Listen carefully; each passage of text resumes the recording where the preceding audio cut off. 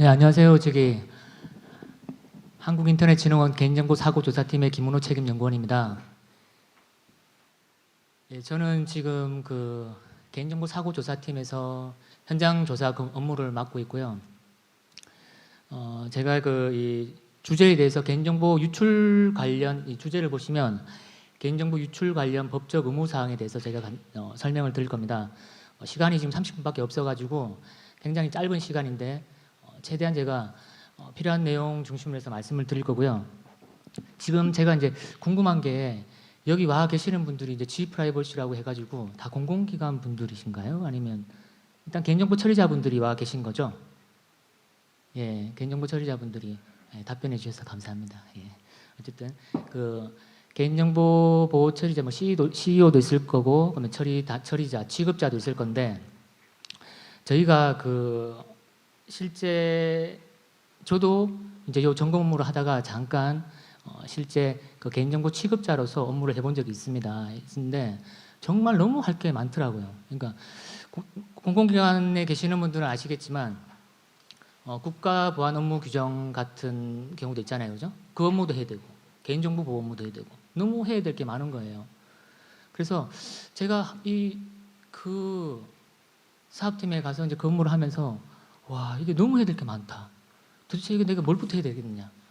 이런 생각을 참 많이 했습니다. 많이 했고, 그리고 이제 과거에도 제가 어쨌든 저희가 이제 제한된 시간 내에 뭔가를 하려면 중요한 것부터 해야 되잖아요. 그죠? 그럼 이게 과연 중요한 게 뭘까? 개인정보 담당자로서 내가 어떤 것부터 먼저 해야 될까라는 걸 많이 고민을 했습니다. 고민했는데, 계시는 분들은 어떤 게 중요한 것 같아요? 질문을 좀 같이 좀 드리면서 할게요. 너무 혼자 너무 또 이렇게 원웨이로 하면은 좀 지루해질 수 있는 내용이 법적인 내용이라서 어떤 게 중요한 걸까요? 한번 제가 답변을 바라는 건 아니고 한번 고민 좀 해보세요. 중요한 게 뭘까? 회사의 전략 과제하고 뭔가 일치하는 보안. 솔직히 보안이라는 게 보안회사가 아닌 이상 전략 과제하고 일치하는 경우 잘 없잖아요. 예. 솔직히 저희가 이제 업무를 하다 보면은 크게 사고가 안 나면은 크게 드러나지 않는 그런 부분이 보안 쪽이잖아요. 그래서 제가 이제 한참 고민을 했는데 제가 생각했을 때는 어쨌든 뭔가를 하지 않았을 때 행정처분이든 또는 어떤 경찰 수사든 어떤 이런 걸 강행 규정이라고 하죠. 그래서 강행 규정에 해당되는 내용들이 있으면은 조금 리스크가 크겠죠. 그래서 제가 지금 유출 관련되는 비단 이 개인정보 유출 관련 내용뿐만 아니라 전체적인 개인정보 보호를 처리할 때 개인정보 보호 담당자라면은 이게 내가 지금 하고 있는 이런 행위들, 그러니까 저희가 개인정보 라이프 사이클 알고 계시죠? 여기 계시는 분들이 어느 정도 이제 개인정보에 대해서 잘 알고 있다라는 그런 가정하에 좀 말씀을 드리겠습니다. 어쨌든 개인정보 라이프 사이클 있으면 수집을 하고 이용 제공을 하고 그 다음에 그게 목적이 끝나면 파기를 하잖아요. 그래서 이제 그런 과정들에서 법들이 있습니다. 기본적으로 15조부터 34조까지는 그 해당되는 항목들을 안 했을 때 어떤 위반 사항이 있는지를 좀 아셔야 되고 인지를 하셔야 되고, 그리고 제가 이제 이 강의의 목적은 제가 이 짧은 시간 30분 내에 계시는 분들한테 이걸 다 외우세요. 이게 정말 중요해요. 이게 아무 의미 없어요. 솔직히 돌아가시면 다 잊어버리실 거잖아요. 근데 적어도 제가 말씀드리면 이뿐만 아니라 이제 다른 혹시 개인정보를 하실 때라도 아시는 분들은 더 잘 아시겠지만 전체적인 체계에 대해서 좀 이해를 하는 게 필요합니다. 이것도 제가 이제 설명을 드리면 유출 관련해서 전체적으로 법적인 체계는 어떻게 되어 있다고 제가 설명을 드릴 거예요. 그래서 전체적인 체계가 어떻게 되어 있고, 그리고 실질적으로 저희가 이제 다 외울 수는 없잖아요, 그죠? 저희가 그래서 어디에 뭐가 있다라는 거 찾기만 할 수 있으면 돼요. 그러니까 근데 어디에 뭐가 있다는 걸 알기 위해서는 그렇잖아요. 어디에 뭐가 있는지 알아야 되잖아요, 그죠? 적어도 개인정보보호법이나 그리고 과태료 관련해서는 질서위반행위규제법 같은 것들을 숙지하고 계셔야 됩니다. 물론 이제 조직이 크거나 부서가 큰 경우에는 법무팀이 있기 때문에 변호사들한테 물어보면 되겠지만 대부분의 공공기관들도 큰 데 같은 경우에는 그런 것들이 잘 갖춰져 있는데 이제 저희처럼 이제 보안을 주로 하는 기관이 아닌 어떤 다른 사업 목적을 가지고 하는 기관들 같은 경우에는 그런 것들이 좀 많이 좀 부족한 경우가 많이 있었습니다. 그래서 또 담당자분들은 그런 것들을 좀 잘 숙지를 하셔야 되고요.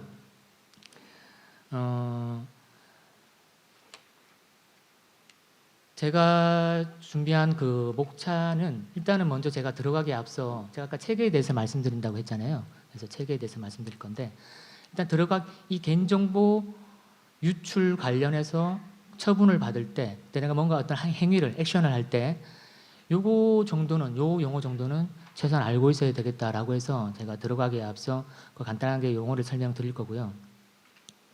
그 다음에 제가 그 개인정보 유출 사고 대표 유형에 대해서 간단하게 말씀드릴 겁니다. 그래서 유출 사고 유형도 많이 궁금하실 거예요. 그래서 여기 계시는 분들 중에 다행히 이제 사고가 안 나가지고 그런 어떤 행위를 유출 통지나 유출 신고나 그런 것들을 안 하셨다면 다행이긴 한데 그래서 제가 유출 사고 대표 유형에 대해서 간략하게 말씀드릴 겁니다. 그리고 오늘의 메인인 법적 의무 사항과 법적 제재 사항에 대해서 설명을 드릴 겁니다. 그리고 저희가 이제 실제 많이 질문하세요. 내가 유출됐는데 어떻게 내가 신고를 해야 되느냐? 그거를 제가 이제 처음에 여기 와서 좀 시연을 좀 하려고 했는데 조금 좀 상황이 좀 인터넷이 조금 저하다고 하셔가지고 제가 가지고 온 슬라이드로 설명을 드리도록 하겠습니다. 그리고 제가 끝나고 조금 시간이 여유가 있으면 그런 것들을 제가 알려드리도록 하겠습니다. 그리고 마지막으로 통지 시 주의사항에 대해서 제가 실제로 통지를 하다 보면 너무 안타까운 경우가 많이 있거든요. 저희가 이제 실제 개인정보 유출 사고가 나면은 점검을 나갑니다. 그래서 과거에는 그 행안부, 그 다음에 정보통신망법을 가지고 있는 이제 방통위 같이 점검을 나갔고요. 지금은 이제 개인정보보호위원회랑 같이 이제 한국인터넷진흥원이 같이 조사를 나갑니다. 그래서 조사를 나가서 저희가 실제 점검을 해보면 너무 안타까운 경우들이 많이 있어요. 이게 정말 사소한 건데 이런 걸 놓쳐가지고 전혀 이게 개인정보 유출이라고 인식을 못했는데 그런 것들에 대해서 인지를 못하셔가지고 신고조차 안 한 경우 그런 것들이 너무 많아요. 그래서 그런 것들을 보면 너무 안타깝고 그리고 제가 이 주제를 선정하게 된 배경도 제가 뭐 사례를 가지고 막 얘기를 하거나 이렇게 하면 시간을 채울 수 있고 뭐 재밌겠지만 정말 이 담당자들이 남는 게 별로 없거든요. 이렇게 하면 진짜 제일 궁금한 거는 마지막 그래요. 점검 갔다 오면은 마지막에 이제 제가 확인서를 씁니다. 확인서를 쓰면 이제 임원분들은 와서 이제 그렇게 얘기하시죠. 이제 어떻게 이제 처분이 될 거냐라고 얘기하셨는데 참 저는 이제 그런 질문을 받을 때마다 담당자들의 표정을 봐요. 담당자들의 표정을 보면은 안 좋죠. 그래서 왜냐하면은 안 좋고 우리가 또 그런 것들을 제가 이제 오해는 하지 마시고 물어보지 말라고 하는 게 아니라 얼마든지 이제 그런 것들 찾아보면 되거든요. 찾아보면 되고 물론 이제 뭐 높으신 분들은 뭐 세부적인 이제 그런 내용들은 모르시겠지만 어쨌든 그런 게 아무튼 안타까웠습니다. 그래서 진짜 그 내용들에 대해서 제가 차차 뒷장에서 설명드리겠습니다. 말씀드리겠습니다. 자, 들어가기에 앞서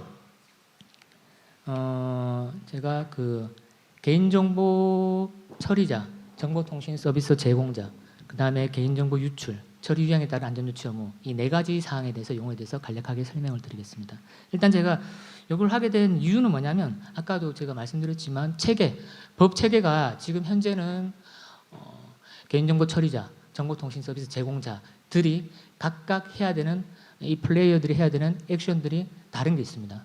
그래서 만약에 내가 개인정보 처리자인데 정보통신 서비스 제공자의 기준으로 통지나 신고를 하거나 아니면 내가 정보통신 서비스 제공자인데 개인정보 처리자로 뭔가 통지나 신고 행위를 하게 되었을 때 문제가 발생할 수 있거든요.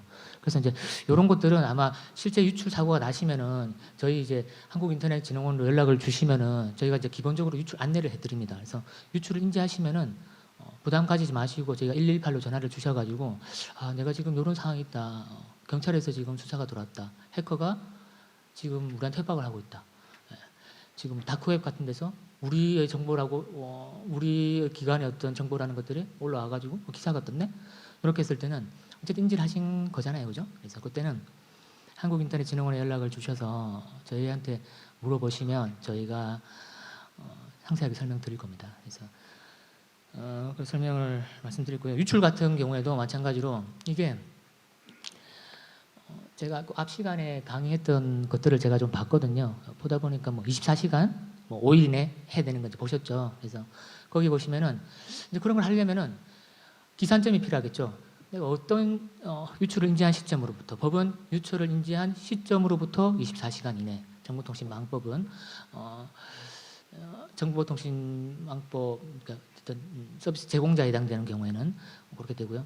그다음에 개인정보 처리자에 해당되는 경우에는 5일 내에 하도록 되어 있잖아요. 그래서 이 인지에 대해서 제가 이걸 설명을 또 드릴 겁니다. 그리고 여기 계시는 분들은 아마 해당이 안 될 것 같긴 한데 지금 현재 개인정보보호법 같은 경우에는 안전조치 의무가 있습니다. 29조에서 안전조치 의무를 해야 되는데 그거는 이제 고시에 풀어놨죠. 고시에 풀어놨는데 이게 그 카드 사고가 일어나고 난 다음에 2014년도 카드 사고가 일어나고 난 다음에 너무 이제 이게 법이 정부 규제잖아요.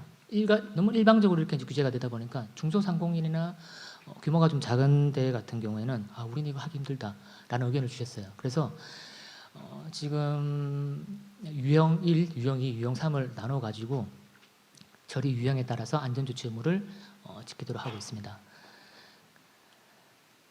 실제 제가 그 개인정보 처리자와 정보통신 서비스 제공자에 대해서 아시는 분들은 다 알고 계실 거예요. 근데 이게 다 또 잘 알고 계신다고 하는데 사고가 나면 또 저희한테 연락을 해서 물어보시더라고요. 그래서 제일 정확한 거는 저는 그렇게 진짜 솔직하게 말씀드릴게요. 그냥 사고가 나면 알고 계시더라도 혹시 저희가 이제 돌다리도 두드려보고 건너라고 하잖아요. 그래서 연락을 주셔서 사항에 대해서 말씀을 해주시고 우리가 개인정보 처리자냐 정보통신 서비스 제공자냐라고 물어보세요. 저희가 이제 안내를 해드릴 거예요. 일단 저희가 지금 법에는 개인정보 처리자는 업무를 목적으로 개인정보 파일을 운용하기 위하여 스스로 또는 다른 사람을 통하여 개인정보를 처리하는 공공기관, 법인, 단체 및 개인 등을 말한다고 되어 있어요. 여기서 공공기관은 예전에 2011년도 9월 30일 개인정보보호법이 제정되기 이전에는 여기 이제 좀 연차가 있으신 분들은 아시겠지만 공공기관에 관한 이제 개인정보 법률이 있었습니다. 그래서 그게 개인정보보호법이 생기면서 폐지가 됐어요. 그래서 그래서 이제 공공기관이 포함됐고요. 법인 같은 경우에도 지금 이제 이것도 이제 제가 유출하고 살짝 요게 적어놨는데 좀 말씀드리면 만약에 제가 지금 사업자가 있어요. 예를 들어서 A 병원, B 병원, C 병원 있어요. 근데 내가 법인이 같은 법인이네. 하나의 개인정보 처리자입니다. 우리 개인정보법은 법인을 기준으로 따지고 있거든요. 그래서 하나의 개인정보 처리자다. 아마 학교 같은데 저희가 점검을 나가보면은 학교 이제 대학병원이나 그런 데 같은데 나가보면 네, 그 학교에서는 이제 그런 법인으로 돼가지고 하나의 개인정보 처리자가 되는 거예요. 그리고 이제 그 다음 정보통신 서비스 제공자는 전기통신사업법 규정에 의해서 요거는 이제 원래는 정보통신망법에 있었어요. 근데 지금 이제 법이 데이터 3법 통합되면서 법이 하나로 다 합쳐졌죠. 그래서 정보통신 서비스 제공자에 관련되는 내용은 39조에 뭐 3, 4 특례 규정으로 다 들어가 있습니다. 그래서 실제 개인정보보호법에서는 정보통신 서비스 제공자에 대한 내용 찾으면 없어요. 그래서 정보통신망법에 보시면 내용이 있고요. 전기통신사업법 규정에 의해서 전기통신사업자와 그러니까 첫 번째 전기통신사업자와 그 다음에 영리를 목적으로 전기통신사업자의 전기통신 역무를 이용하여 정보를 제공하는 그러니까 여기서 핵심은 뭐냐면 영리를 목적으로 해야 되는 거예요. 영리를 목적으로 전기통신 역무 뭔가 어떤 전산 인터넷을 이용한다거나 이렇게 해야 정보통신 서비스 제공자가 되는 겁니다. 그래서 결론을 이제 말씀드리면 일단 이렇게 이제 생각하시면 편해요. 정보통신 제공자인지 내가 따져보고 정보통신 제공자가 아니다라고 하면 개인정보 처리자로 보면 돼요. 물론 이제 우리가 신용정보법에 있고 거기에 또 내용들이 있겠지만은 그건 이제 보통 은행권 분야를 가지고 생각할 수 있거든요. 뭐 은행, 뭐 보험사. 그건 이제 그거는 업종을 가지고 구분할 수 있는 부분이기 때문에 그거 말고 실제 이제 나눠야 될 때는 정보통신 제공자인지 보통 보면은 이렇게 영리를 목적으로 인터넷을 이용하는 경우가 대부분 쇼핑몰이죠. 쇼핑몰을 통해서 인터넷을 통해서 우리가 뭔가 금액을 받고 금전적인 걸 수령하고 서비스를 제공한다거나 하는 경우는 정보통신 서비스 제공자가 됩니다. 그리고 오프라인으로 오프라인으로 뭔가를 한다. 영리는 목적어를 하지 않는다라고 하면 개인정보 처리자가 되는 겁니다. 그리고 개인정보 유출인데요. 이것도 제가 요 용어도 많이 물어보세요. 실제 이제 이게 사람이 그렇더라고요. 이제 저희는 솔직히 이제 행정기관이니까 행정기관하고 같이 이제 점검을 나가게 되면 행정기관 행정처분 같은 경우는 이런 경우가 잘 없는데요. 이제 경찰하고 저희가 같이 이제 지금도 수사를 같이 하다 보면 처음에 되게 많이 부인을 한대요. 와, 이거 우리 개인정보 유출 아니다. 그러니까 뒤에서도 제가 설명드리겠지만 범인을 잡은 경우에는 범인이 있으니까, 그리고 그 사람이 객관적인 내가 뭐 훔쳐갔던 개인정보 파일들이 있으니까 범인이 있는 경우에는 이제 순순히 이렇게 이제 말씀을 하시는데, 그냥 이게 정황만 있다라고 할 때는 개인정보 유출이라고 인정을 안 하는 거예요. 아, 우리 유출 아니다. 저기 지금 떠돌아다니는 파일 우리 거 아니다. 왜냐하면은 아이디 같은 경우, 그 다음에 비밀번호 같은 경우에도 주소도 마찬가지고 어떤 A 사이트에 가입했고 B 사이트에 가입하면은 같은 정보잖아요. 그러니까 이 정보가 나갔다고 해서 이게 우리한테 나갔지 않았다고 주장을 하시는 거예요. 근데 이런 것도 마찬가지로 저희가 실제 점검을 나가게 되면은 그 파일의 포맷 형태를 봅니다. 그 외에 있는 플래그 값이라든지 그 DB 스키마의 어떤 그런 형태들을 봐서 저희가 이제 확인을 하거든요. 그래서 유출에 관련해서 이제 말씀드리면 이것도 마찬가지로 핵심은 그거예요. 이제 요거 같은 경우에도 법에는 정의가 없어요. 개인정보보호 표준 지침이라는 게 있습니다. 표준 지침에 보시면 정의가 있습니다. 그래서 법령이나 개인정보 처리자의 자유로운 의사에 의하지 않고 정보 주체의 개인정보에 대하여 개인정보 처리자가 통제를 상실하거나 그 다음에 권한이 없는 자의 접근을 허용한 경우, 요거. 그래서 다음 각 호의 어느 하나에 해당하는 경우, 열거식으로 이렇게 한 거죠. 그래서 4가지 경우라고 했고요. 그래서 첫 번째 이제 이렇게 서면, 이동식 저장 장치, USB 같은 거, 휴대용 컴퓨터를 분실하거나 도난당한 경우. 그 다음에 개인정보가 저장된 데이터베이스를 누군가가 권한 없이 접근한 경우죠. 그 다음에 고의나 과실로 인해 개인정보가 포함된 파일 또는 종이 문서가 권한이 없는 자에게 잘못 전달된 경우가 이제 있고요. 이제 4번이 좀 그래요. 4번이 기타 권한이 없는 자에게 개인정보가 전달된 경우라서 요것 때문에 많이 애매하시거든요. 요 경우에 해당돼 안 되는 경우. 그러니까 우리는 4번, 1번, 2번, 3번도 아닌데 유출 아닌데 얘기하시는데, 그래서 이런 것들도 마찬가지로 좀 궁금하신, 왜냐하면 제가 이제 법 체계라는 것 자체가 아까 말씀드렸지만 인지라는 시점으로부터 특정 시간 안에 뭔가 액션을 취해야 되는 게 있어요. 그 시간 안에 액션을 취하지 못하면 처분이 나가거든요. 과잉 규제이기 때문에. 그래서 이것도 애매하시면은 연락을 주세요. 연락을 주시면은 저희가 친절하게 안내를 해드리겠습니다. 그리고 이것도 제가 이제 아까 체계 말씀드렸죠. 체계를 잘 하셔야 돼요. 체계. 지금 개인정보 처리자들 같은 경우에는 정보통신 서비스 제공자는 아직 아니에요. 개인정보 처리자 같은 경우에는 유형에 따라서 지켜야 할 의무들이 틀려요. 예. 우리가 조그만한 그 개인정보 처리자들한테 내부 관리 계획을 수립해라, 암호화 키를 관리를 해라, 재해재난 대비 복구를 해라, 이거 못한단 말입니다. 그래서 유형을 찾아보시고, 아마 제가 여기 계시는 분들은 거의 대부분 유형 3에 해당될 거라고 판단을 하는데요. 이것도 제가 말씀드리는 이유는 뭐냐면, 이게 우리가 29조 관련한 내용과 유출이 섞이게 되면은 이거는 이제 행정처분이 아니라 과징금, 벌칙, 수사, 범죄 행위가 되는 거예요. 그래서 이제 저희가 점검하는 게 아니라 경찰에서 수사를 합니다.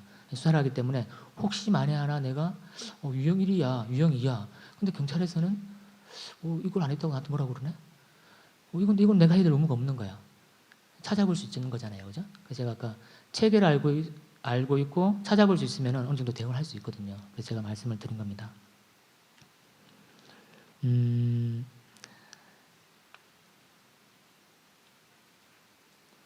개인정보 유출 사고 대표 유형을 보면 저희가 이제 실제로 1년에 개인정보 유출 사고가 한 몇 건 정도 일어난다고 생각을 하실까요?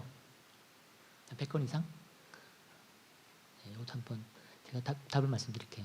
보통 제가 최근 5년치를 제가 이제 오기 전에 보니까 1년에 한 160건, 보통 한 이틀에 한 번꼴로 개인정보 유출 사고가 발생하고 있었습니다. 그래서 저희가 그 개인정보 유출 사고의 유형에 대해서 제가 간단하게 좀 말씀드릴게요. 길게는 아니고 실제 이제 내용을 알아야 되니까요. 실제 해킹이 제일 많았습니다. 저희가 그 유출 사고 나면은 실제 점검 나가가지고 유출 사고 나면 저희가 거의 다 100% 거의 한 99%다 점검 나갑니다. 서면을 하든 현장을 나가든. 그래서 나가가지고 왜 이 사고가 났는지를 확인하는데 거의 해킹으로 사고 난 경우가 되게 많았어요. 그래서 뭐 게시판에 웹셀을 업로드 해가지고 파일을 갖고 갔다든지, 그다음 URL에 파라미터 이렇게 변조해가지고, 그다음 SQL 인젝션, 아까 얘기했던 뭐 크로스 사이트, 뭐 크로스 스크립팅 그런 걸 통해서 해킹이 제일 사례가 많았고요. 제가 지금 여기서 이거를 이렇게 이런 사고가 발생하니까 어떤 걸 이렇게 조치하세요라고 얘기하는 게 의미가 없어요. 이거는 각자 이제 하셔야 되는 거고, 사례만 말씀드리겠습니다. 그리고 두 번째 많았던 게 업무 과실이에요. 여기 보시면 담당자 실수로 인해 이메일 오발송한 경우가 많은데, 이것도 아마 좀 사례를 제가 간략하게 좀 짧게 말씀드릴게요. 보통 이제 채용 같은 걸 하시면은 합격자, 뭐 불합격자에 대해서 메일을 보내시잖아요, 그죠? 근데 메일을 보낼 때 동보 발송을 한 거예요. 근데 다행히 합격자를 메일을 보내면은 기분 좋잖아요. 이 문제 안 삼아. 근데 만약에 이제 불합격자들의 불합격 통보를 메일을 보냈는데 동보 메일을 보낸 거예요. 실제로 있었어요. 그런데 그 중에 한 명이 떨어진 사람이 이제 이의 제기를 계속 하는 거죠. 그래서 나는 저 인사 담당자가 동보 메일 보냈고 개인정보법 위반인데 꼭 저 사람 징계를 해달라 해서 실제 그 직원은 징계된 사례도 있었고, 이게 유출 사고로 해가지고 처리가 된 적도 있었습니다. 그래서 그런 부분, 그래서 보통 지금 대부분 회사들이 동보 발송은 다 안 하고 개별 발송으로 하죠. 인터넷 같은 경우에는. 그래서 그렇게 하고요. 그 다음에 시스템 오류도 저도 이것도 참 제가 의아했던 게 뭐냐면, 이게 저도 잘 모르겠는데 이게 부하가 많이 오면은 로그인을 할 때 제가 제 걸로 로그인했는데 다른 사람 정보가 보였던 거예요. 그러니까 이게 부하가 실제 이제 이런 것들을 제가 이제 이런 것들에 대해서 이렇게 부하가 많이 오니까 이런 것까지 생각을 해가지고 부하 테스트 할 때 뭐 이런 것들이 되는지를 뭐 보라 마라 이렇게 할지는 못합니다. 그건 이제 각 사업자들이 알아서 판단해야 되는 문제고, 어쨌든 그것도 제가 참 의아했어요. 그래서 너무 안타깝잖아요, 그런 거 보면은. 그리고 이제 고의 유출, 솔직히 이제 고의 유출 같은 경우는 막을 수가 없어요. 뭐 갖고 나갔다는데 어떻게 막겠습니까? 물론 이제 뭐 DRM이나 뭐 DLP 같은 걸 통해 가지고 아예 뭐 데이터를 목적하게 한들. 근데 이제 솔직히 이 마지막 고유출 같은 경우는 이제 거의 범죄 행위잖아요. 예. 그래서 이제 이거는 뭐 솔직히 교육밖에 답이 없어요. 예. 너무 이제 뻔한 답이긴 한데, 그래서 제가 이제 오늘 이제 메인인 이 법적 의무에 대해서 간략하게 설명드리고, 이걸 하지 않았을 때는 어떤 제재가 있는지에 대해서 말씀드리겠습니다. 일단 기본적으로 다 개인정보보호법에 있고요. 처리자 같은 경우에는 34조, 정보통신서비스 제공자 같은 경우에는 개보법 39조의 4에 내용이 나와 있습니다. 그리고 우리가 통지하고 신고의 차이점을 아세요? 통지하고 신고의 차이점을? 통지는 정보 주체한테 알려주는 거고요. 신고는 국가기관이나 저희 전문기관에 신고를 하는 겁니다. 이 통지 조항이 만들어지게 된 배경에 대해서 간략하게 말씀드리면, 통지는 우리가 이제 아이디하고 패스워드하고 보통 같이 많이 사용하잖아요. 여러 개의 사이트를. 그래서 사이트들이 아이디 패스워드를 같이 많이 사용하니까 만약에 아이디 패스워드가 유출되었을 때 빨리 알려주라. 빨리 알려줘야, 그래서 그 아이디를 가지고 다시 들어올 수가 있잖아요. 그 목적으로 저희가 일단 기본적으로 통지는 그렇게 만드는 거예요. 그래서 근데 물론 이제 아이디 패스워드 내출 안 됐었는데 뭐 통지금 할 필요 없겠냐, 이건 또 아니거든요. 그래서 오해하지 마시고, 그래서 보시면은 기한은 통지 같은 경우에는 개인정보 처리자, 그러니까 제가 이제 말씀드리죠. 여기서 다른 거예요. 개인정보 처리자는 5일 이내에, 정보통신 서비스 제공자는 24시간 이내에 이거를 통지를 해야 되는 거예요. 그리고 아까 제가 잠깐 좀 얘기를 듣다가 좀 들었는데, 그 제주항공 그 발표를 들으면서 잠깐 제가 들었는데 24시간 이내에 물론 다 할 수 없죠. 건수가 엄청 많으면. 근데 저희가 이제 이거를 원론적으로 이제 제가 일단 24시간 이내에 해야 된다고 말씀을 드리는데 저희가 감안을 합니다. 그런 것들에 대해서 만약에 제대로 우리 24시간 이내에 못했어. 대신 우리는 어쨌든 스타트는 했어. 그래서 쭉쭉쭉 보내고 있어. 왜냐하면 반송도 되어서 오잖아요, 그죠? 그래서 그런 것들에 대해서 24시간 이내에 통지를 해야 되고요. 그래서 저희가 이제 감안을 한다라는 걸 소명을 하면 됩니다. 소명을 하시면 되고요. 그리고 홈페이지 게시하는 것도 처리자는 의무예요. 그리고 정보통신 서비스 제공자는 가름이 되는 거예요. 여기는 처리자는 신고를 해야 되는 1,000만 이상 유출되면은 게재를 해야 되는 거예요. 근데 정보통신 서비스 제공자 같은 경우에는 내가 통지를 할 수가 없어. 연락처가 없네? 이름밖에 없어. 근데 포맷을 보니까, 파일 포맷을 보니까 우리한테 나간 건 맞아. 이럴 때는 가름을 해줘요. 네.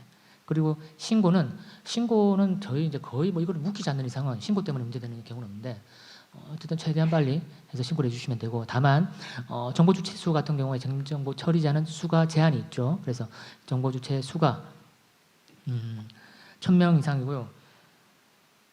여기서 좀 참고를 하셔야 되는 게 이것도 많이 헷갈리시더라고요. 1000명 이상이라는 게 우리가 이 사람에 대한 개인정보, 사람에 대한 정보가 있고 또 그 사람의 행위를 뭔가가 하게 되면 건수라고 나오잖아요, 그죠? 건수는 아닙니다. 사람에 대한 정보가 1000명 이상 되어야 이 행위를 이제 신고를 하는 거예요. 통지는 물론 사람과 상관없이 하고요.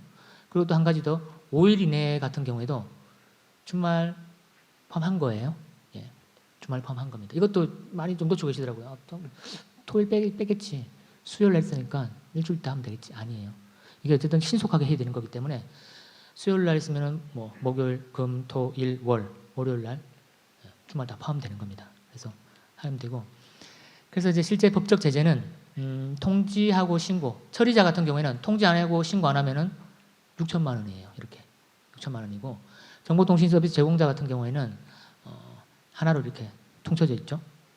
그리고 정당한 사유를 소명하지 않았을 경우에는 또 과태료 처분이 나가는데 이런 경우는 거의 없어요. 저희가 잘 소명을 하시고 미리 사고가 났을 때 저희 인터넷진흥원으로 연락을 하셔가지고 아까 말씀드렸던 뭐 그런 것들 질문하셔가지고 대응을 하시면은 이거 가지고는 거의 처분되는 경우는 제가 못 봤습니다. 그리고 안전조치 의무를 다하지 않아서 유출된 경우도 아까 이제 말씀드렸지만 실제 유출되거나 복합적인 거예요. 유출이 되고 내가 안전조치 의무를 다하지 않았어. 이런 경우에는 경찰 수사를 들어가고 그 다음에 주민등록번호가 유출된 경우 안전조치 의무를 다하지 않았으면 가징금. 그 다음에 정보통신 서비스 제공자 같은 경우에도 안전조치 의무를 다하지 않았을 때는 가징금으로 간다. 그래서 이게 솔직히 많이 부담스럽잖아요, 그죠? 가징금으로 간다. 그래서 실제 법 체계는 이게 이제 메인이긴 한데 법 체계는 이렇게 되어 있습니다. 그래서 지금 현재는 개인정보 처리자와 정보통신 서비스 제공자가 이렇게 나눠져 있고요. 그리고 과태료 관련해서는 이제 여기는 없는데 실제 내가 과태료를 어떻게 처분받는지는 시행령에 보면 있어요. 시행령에 보시면 시행령 별표에 보시면 횟수에 따라서 과태료 부과 기준이 나와 있습니다. 감경 기준도 나와 있고요. 그래서 그거 찾아보시면 되고요. 제가 이제 그게 좀 시간이 됐으면 좀 보여드릴 수 있었는데 안타깝네요. 한번 찾아보세요. 예, 가서 찾아보시고 그 다음에 신고 방법은 실제 저희 사이트 이렇게 들어가가지고 보시면 됩니다. 사이트 www.gprivacy.co.kr 들어가시면은 여기에 자료들이 많이 있습니다. 실제 신고를 하는 경우도 있고 우리가 법 같은 경우에는 law.go.kr 들어가서 확인하잖아요, 그죠? 제가 아까도 말씀드렸지만 이게 어디 있는지는 아셔야 되는 거죠. 이거는 이제 외워야 돼요. 그러니까 메모를 하시든지. 그래서 법은 law.go.kr 들어가면 되고 법이 어렵잖아요. 해설서는 어디 있을까? 여기 있습니다. 여기 자료실 들어가면 해설서도 있고요. 그 다음에 유출되었을 때 신고하는 것도 있습니다. 신고도 홈페이지 이렇게 들어가서 하시면 되고요. 이렇게 들어가시면은 선택하는 게 있습니다. 여기 포인트가 가리켜진 것 같은데 이쪽에 보이신 거는 개인정보 침해 신고예요. 개인정보 침해 신고는 이용자, 정보 주체가 내가 피해를 받았다라고 신고하는 거고요. 오른쪽에 있는 유출 신고는 사업자가 하는 겁니다. 그래서 그거를 선택하셔가지고 이렇게 입력하셔서 신고를 하시면은 저희가 관리자 페이지 들어가서 볼 수 있습니다. 마지막으로 통지시 주의사항이 말씀드릴 건데요. 실제 똑같은 경우에서 이제 요거 같은 경우에도 실제 개인정보가 유출된 경우 10만 명 개인정보 유출된 상황이었고 되게 안타까운 사례였어요. 제가 너무 안타까워가지고 실제 요 기간은 이것 때문에 언론 보도까지 나왔거든요. 똑같이 유출되고 행위도 똑같이 했어요. 똑같이 했어요. 근데 A하고 B 중에 누가 마지막에 행정처분을 받았을까요? 예. A는 핸드폰 번호하고 이메일 주소를 가지고 있었어요.